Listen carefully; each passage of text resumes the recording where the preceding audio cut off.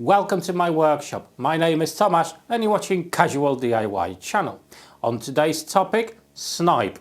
If you've got a thickness planer machine, like I do, you probably come across this problem. So let's talk about it and see what solutions we can have to tackle this issue. For those of you that are just starting your adventure with woodworking or are not sure what Snipe actually is, I'm going to tell you that right now. Okay, so how is it built? You got a roller at the front, roller at the back, and a spinning blade right in the middle.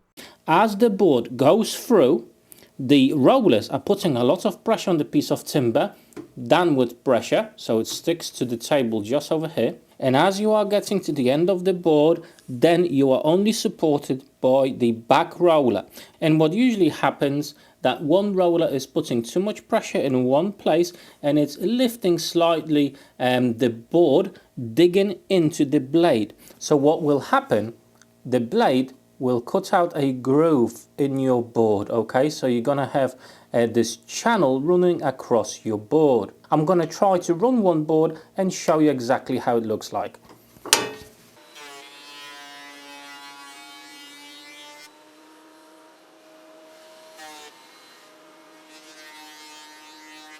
Okay, I hope you're gonna be able to see it. There's basically a groove just over here that spans more or less about 3 centimeters. Okay, so that is Snipe. It's cutting a little bit deeper part the end of your board. Okay, so with that explanation out of the way, now it's time to talk about things you can do to actually prevent this. Now the first and obvious thing you can actually do to it is to have your boards a little bit longer. Now it all depends on your machine, okay, on the piece of timber as well, and how much material you are taking off to establish exact position of the Snipe. But if you add about 8 centimeters to the length of your board, you should be about there. And that's what most of the people tend to do. They have the board a little bit longer, and at the end of the process they just cut off the end with the Snipe. However, it's not a very efficient way of doing things, as you are wasting a lot of timber, especially when you were talking about hardwoods. You know, it's just expensive nowadays. Plus, on some occasions, you actually want to use the thicknesser at a certain point of your project where maybe your dimensions are already set. So let's go through a few things you can actually do to tackle this problem. Now there are a few things you can do to the machine to make sure you are getting the best results possible. Now if you've got these foldable in-feed and out-feed tables like I do, make sure they are level with your main bed inside of the machine just over here. So use a long level and make sure they are straight, the in-feed and the out-feed tables. Now to adjust the tables, usually you will have a couple of bolts on each side, and you can raise it or lower them to make sure the tables are at the correct height. However, even if you will get them nice and level, they do have still a lot of flex in most cases. So yes, this will help to achieve the best results, but may not actually eliminate your problem. The next thing you can do to your machine is actually add a bit of wax to the in-feed, out-feed tables and in the table inside of the machine. That will help with moving the boards along, not stalling them inside of the machine, causing some Snipe as well. Right then, so let's say this board needs to be at certain thickness. I'm going to use my machine, and one of the things you can do to not to have Snipe on it is to use some sacrificial boards. Okay, so you can have a sacrificial board in front of it and straight after it. So you put a sacrificial board first, straight away you butt against your workpiece, and then at the end another sacrificial board. Okay, and as they go through, your main board will not have Snipe. The Snipe will occur on the first one and the last board. It's one of the easiest ways to do it, but you are still wasting wood, as you need pieces that are the same thickness as the main board that you're going to be using, and try to run around your machine with all those pieces when you've got, I don't know, 20 or 30 boards to do. It's not very good. However, if you've got, for example, one board that you need to reduce the thickness of, and let's say it's a chopping board and it's at final dimensions. What you can do with that is to glue at the front and at the back of that board some sacrificial pieces. However, again, you are wasting time on gluing these pieces at the front, at the back, plus you're wasting some sort of material to do that. Another method that people tend to do, that's again more if you've got one board that you want to take it through the thickness plane, is to have 4 pieces, sacrificial pieces, that will be at the same thickness as your main board, and glue it to the sides, like so. Okay, you can actually use super glue to do that, or hot glue, so you know the waiting time will be minimal there. So you do that at the front and at the back. Okay, it needs to be nice and stable and quite strong, and then the snipe will occur on those sacrificial pieces. You need sacrificial pieces to do that, and you're wasting time on gluing these up. If you've got 20 boards to do, it's just not very efficient. Another way of trying to remove snipe is how you feed and outfeed the table itself. So it's the technique you're going to be using while using the machine itself. Usually the snipe happens at the end of the board, as I said, as it's leaving the machine, and only one roller is holding the piece. It may also happen at the front, but I think in most cases it will happen at the end.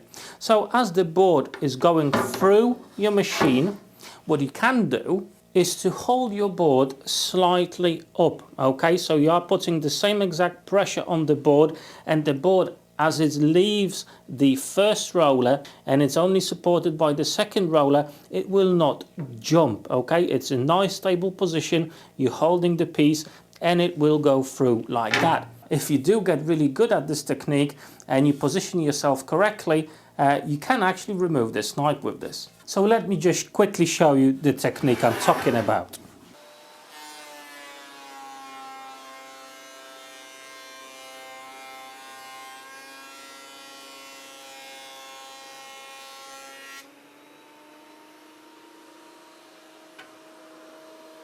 So it only needs a slight touch from the bottom, more or less somewhere at the end of your table. And look at that, there's absolutely no snipe on this board. But again, that requires a lot of practice and patience. And if you've got a lot of boards to tackle, well, it's not very efficient. As you can see, there's quite a few of different methods you can use to actually get rid of snipe in your projects. However, they all seem to be quite wasteful when it comes to the sacrificial pieces, gluing pieces on and off, and it's just not very efficient way of doing things, in my opinion. One of the reasons that you may get a lot of snipe is because of the infeed and outfeed tables. Even if they're nice and level and flat, as I said, you know, they're still quite flexible when it comes to the pressure given by the rollers onto the timber itself. So in my eyes, the best and the easiest way to actually tackle the snipe problem and tackle longer boards on your thickness planer is to make your own table. And the best material to do it is a furniture board, melamine board, anything that will not warp over time and it will not be affected by moisture content in the air. So I've got this piece of, well, it used to be a table. I'm going to rip it down on my table saw to the correct width. And it's 120 centimeters long, and it would be absolutely perfect for sorting out longer pieces. So let's get to it. Let's make this jig.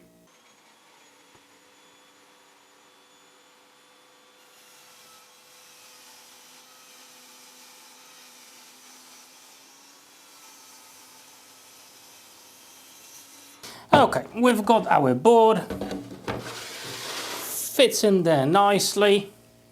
Just gonna establish the position of it, so I want to have a fair share at the front with the board in the correct position. Now we need to make sure it actually stays in the place that we want. So I'm gonna create a stop block with a piece of timber I've got from underneath of the board itself. First of all, I'm going to use some CA glue with an activator to glue it in place, and after that I'll reinforce it with some screws.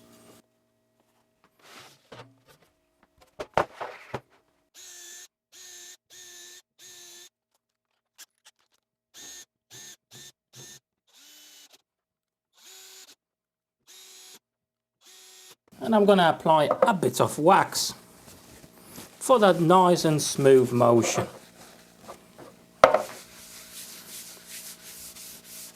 And it's done. How simple is that? Time to test it out. Now, before you're actually going to start using it, there's a couple of things you need to remember. The scales now will be out by the thickness of the sheet material you actually put as the base. Plus, my machine does have on the side some positive stops at certain depths, so obviously that will be out of whack as well.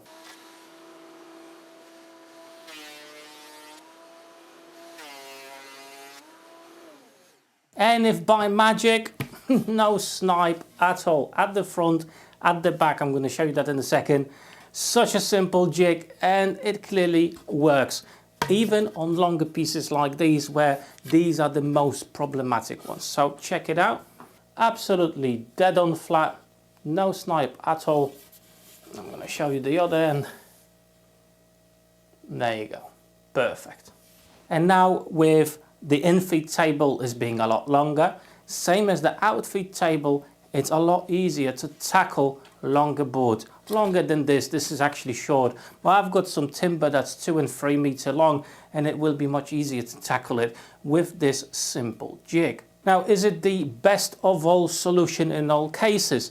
It's probably not. Every single machine that you're going to have in your workshop may be a little bit different, and the reasons for snipe in your case may be a little bit different. Hence, at the start of the video, I also showed you other ways how you can tackle snipe. Now, if your machine does have the in-feed and out-feed table, you can actually take those off and have just your DIY version of it, just for greater stability and greater accuracy as well. Especially when you're in-feed and out-feed, the original tables you've got on your machine are the main cause of the problem. So it's just best to remove them and have your DIY version instead.